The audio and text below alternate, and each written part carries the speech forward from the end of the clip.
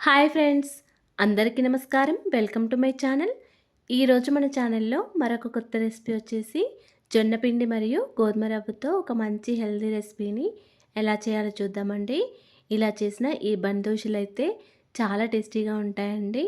అప్పటికప్పుడు జొన్న పిండి మరియు గోధుమ రవ్వతో ఇలా హెల్తీగా మార్నింగ్ బ్రేక్ఫాస్ట్లోకైనా లేకపోతే ఈవినింగ్ డిన్నర్లోకైనా ఇలా చాలా ఈజీగా చేసుకొని తినేయచ్చండి. అంతేకాకుండా బ్లడ్ షుగర్ ఉన్నవారు, బరువు తగ్గాలనుకునే వారు కూడా ఇలా ఈ జొన్న పిండితో హెల్తీగా చేసుకొని తినేయచ్చండి. మీరు కూడా ఇలా ఒకసారి ట్రై చేసి చూడండి. అలాగే ఫ్రెండ్స్, మా ఛానల్ని ఇంతవరకు సబ్స్క్రైబ్ చేసుకోకపోతే సబ్స్క్రైబ్ చేసుకోండి. పక్కనే ఉన్న బెల్ బటన్ని ప్రెస్ చేయండి ఫ్రెండ్స్. అప్పుడే నేను పెట్టే ప్రతి వీడియో మీకు నోటిఫికేషన్ ద్వారా వస్తుంది. మరెంతో టేస్టీగా ఉండే ఈ బందోషులను చాలా సింపుల్గా హెల్తీగా ఎలా చేయాలో చూసేద్దాం. ఈ బందోషుల కోసం ముందుగా స్టవ్ ఆన్ చేసుకొని ఒక ఫ్రై ప్యాన్ పెట్టుకొని ఇందులోకి 1 టీ స్పూన్ వరకు నెయ్యిని వేసుకోవాలి. ఈ నెయ్యిలోకి 1 కప్పు వరకు జొన్న పిండిని తీసుకొని కొద్దిగా ఫ్రై చేసుకోవాలి. పచ్చజొన్నలను తీసుకొని ఎండలో ఎండబెట్టి మిల్లులో పట్టించిన పిండి అండి ఇది. మీరు కావాలనుకుంటే తెల్ల జొన్నల పిండి అయినా తీసుకోవచ్చు. ఈ జొన్న పిండి కొద్దిగా చేదుగా అనిపిస్తుంది కాబట్టి ఇలా నెయ్యిలో మంచి వాసన వచ్చే వరకు ఫ్రై చేసుకోవాలండి. అప్పుడు మనం చేసే బందోషులు చాలా టేస్టీగా ఉంటాయి.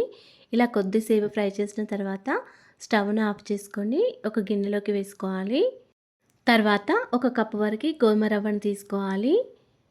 ఇలా గోధుమ రవ్వను కూడా ఈ జొన్న పిండిలో వేసుకోవాలండి. మీరు కావాలనుకుంటే ఈ గోధుమ రవ్వకు బదులు ఉప్మా రవ్వ అయినా వేసుకోవచ్చండి. ఇప్పుడు దీనిలోకి 1 కప్పు వరకు పెరుగును వేసుకోవాలి. కొంచెం పుల్లటి పెరుగును వేసుకోండి. తర్వాత దీనిలోకి 1 కప్పు వరకు వాటర్ వేసుకొని మొత్తం అంతా కూడా ఒకసారి బాగా కలుపుకోవాలి. మనం వేసిన పెరుగు మొత్తం పిండిలో కలిసే విధంగా బాగా కలుపుకోవాలి. ఇప్పుడు దీనిలోకి వాటర్ ఏమైనా కావాలనుకుంటే మళ్ళీ కొన్ని వాటర్ వేసుకొని మళ్ళీ మొత్తం అంతా కూడా ఒకసారి బాగా కలుపుకోవాలి. ఈ పిండి అనేది కన్సిస్టెన్సీ ఈ విధంగా ఉండాలండి. కొంచెం గట్టిగా కాకుండా ఇలా కొద్దిగా పల్చగానే ఉంచుకోవాలి. ఇప్పుడు దీనిపైన మూత పెట్టుకొని ఒక పావుగంట వరకు ఈ పిండిని నానబెట్టుకొని ఉంచుకోవాలి. ఒక పావుగంట తర్వాత పిండి అనేది కొద్దిగా ఈ విధంగా అయిపోతుందండి. కొంచెం గట్టిగా అయిపోతుంది. ఈ పిండిని మొత్తం మిక్సీ జార్లో వేసుకొని మెత్తగా గ్రైండ్ చేసుకోవాలండి.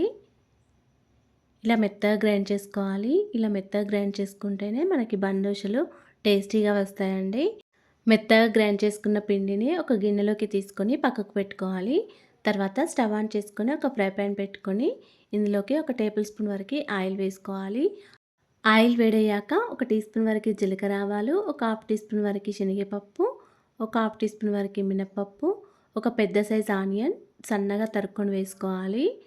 ఒక 4-5 పచ్చిమిర్చి, కొంచెం క్యాబేజ్ తరుగు, కొన్ని క్యారెట్ ముక్కలు, కొంచెం కరివేపాకు తరుగు, మీ దగ్గర కొత్తిమీర ఉంటే కొత్తిమీర కూడా కొద్దిగా తరుక్కొని వేసుకోండి. ఇవన్నీ కూడా సన్నగా తరుక్కొని వేసుకోవాలి. ఇలా అన్నీ వేసిన తర్వాత ఒక 1 మినిట్ వరకు ఇలా మూత పెట్టుకొని ఉంచుకోండి. 1 మినిట్ తర్వాత మళ్ళీ మూత తీసేసి మొత్తం అంతా కూడా ఒకసారి బాగా కలుపుకొని కొద్దిసేపు ఫ్రై చేసుకోండి. ఇప్పుడు దీనిలోకి ఒక 1/2 టీ స్పూన్ వరకు అల్లం వెల్లుల్లి పేస్ట్ వేసుకొని కొద్దిగా అల్లం పచ్చివాసన పోయే వరకు ఫ్రై చేసుకోవాలి. ఇప్పుడు దీనిలోకి 1/2 టీ స్పూన్ కంటే కొద్దిగా తక్కువ పసుపు, ఒక 1/2 టీ స్పూన్ వరకు కారం వేసుకొని మొత్తం అంతా కూడా ఒకసారి బాగా కలుపుకోవాలి. ఇలా కలుపుకున్న తర్వాత కొద్దిసేపు ఫ్రై చేసుకొని స్టవ్ ఆఫ్ చేసుకోండి. ఇలా ఫ్రై చేసుకున్న వాటిని జొన్న పిండిలోకి వేసుకోవాలండి. మీరు కావాలనుకుంటే ఇందులోకి క్యారెట్ని తురుమైనా వేసుకోవచ్చు. ఇలా ఫ్రై చేసుకున్న వాటిని జొన్న పిండిలో వేసిన తర్వాత దీనిలోకి రుచికి సరిపడా సాల్ట్, ఒక 1/2 టీ స్పూన్ కంటే కొద్దిగా తక్కువగా వంట సోడా వేసుకోండి. ఇలా అన్నీ వేసిన తర్వాత మొత్తం అంతా కూడా ఒకసారి బాగా కలుపుకోవాలి. తర్వాత దీనిలోకి ఒక 2 టీ స్పూన్ల వరకు బియ్యం పిండిని వేసుకోండి. ఇలా బియ్యం పిండి వేసుకోవడం ద్వారా మనకి బందోషులు అనేవి క్రిస్పీగా చాలా టేస్టీగా ఉంటాయండి. బియ్యం పిండిని వేసిన తర్వాత పిండి మొత్తం ఉండలేమి లేకుండా బాగా కలుపుకోవాలండి. తర్వాత స్టవ్ ఆన్ చేసుకొని ఒక చిన్న ఫ్రై ప్యాన్ పెట్టుకొని ఇందులోకి 1 టేబుల్ స్పూన్ వరకు ఆయిల్ వేసుకోవాలి. ఆయిల్ కొద్దిగా వేడైన తర్వాత గరిటెతో పిండిని తీసుకొని ప్యాన్లో కొద్దిగా మందంగా వేసుకోవాలండి. దోశలాగా కాకుండా ఈ బందోషులు కొద్దిగా మందంగానే ఉంటే టేస్టీగా ఉంటాయి. అందుకే మందంగా వేసుకోవాలి. ఇలా వేసిన తర్వాత ఒక 1 మినిట్ వరకు స్టవ్ని సిమ్లో పెట్టుకొని మూత పెట్టుకొని ఉంచుకోండి. ఒక సైడ్కు మంచిగా ఫ్రై అయిన తర్వాత మళ్ళీ స్లోగా గరిటెతో ఇంకో సైడ్కి టర్న్ చేసుకొని మంచిగా ఫ్రై చేసుకోండి. ఇది ఆయిల్లో కొద్దిసేపు ఫ్రై చేస్తేనే మంచిగా టేస్టీగా ఉంటాయండి. ఇలా మళ్ళీ ఒక 2 మినిట్స్ వరకు మళ్ళీ మూత పెట్టుకొని స్టవ్ని సిమ్లో పెట్టుకొని ఉంచుకోండి. 2 వైపులా కూడా ఇలా చక్కగా కాల్చుకోండి. ఒకటి మంచిగా కాల్చుకున్న తర్వాత మళ్ళీ అది ప్లేట్లోకి సర్వ్ చేసుకొని మళ్ళీ అదే ప్యాన్లో ఇంకొకటి కూడా ఇలాగే వేసుకోండి. మళ్ళీ ఆయిల్లో ఫ్రై చేసుకొని ఒక సైడ్కి కాల్చుకున్న తర్వాత మళ్ళీ ఇంకో సైడ్కి టర్న్ చేసుకొని మంచిగా ఫ్రై చేసుకోండి. అంతేనండి, ఎంతో టేస్టీగా, సింపుల్గా, హెల్తీగా జొన్న పిండితో బందోషులు రెడీ అయిపోయాయి. మీరు కూడా ఇలా ఒకసారి ట్రై చేసి చూడండి.